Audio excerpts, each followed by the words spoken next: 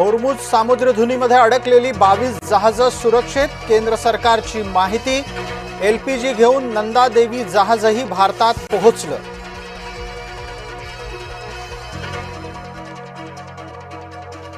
मुंबई महापालिकेच्या महासभेमध्ये झाला गोंधळ।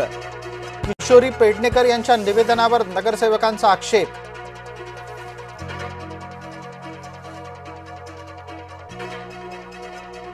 रोहित पवार यांच्या आरोपांची मालिका सुरूच। व्हीएसआरला वाचवण्यासाठी एका मोठ्या व्यक्तीचं कारस्थान।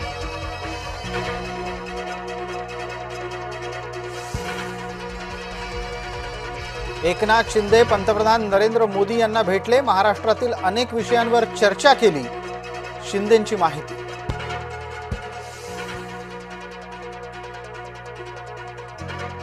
भाजपा आमदार नरेंद्र मेहता यांच्यावर नाना पटोले यांचे गंभीर आरोप। 400 ते 500 कोटी रुपये स्टॅम्प ड्युटी बुडवल्याचा पटोलेंनी घेतला आक्षेप।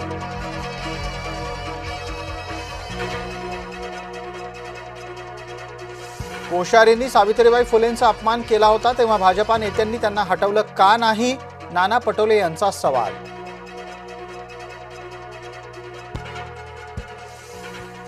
शिखर बँक घोटाळ्याची फाईल झाली बंद। अजित पवारांसह सगळ्यांनाच क्लीन चिट।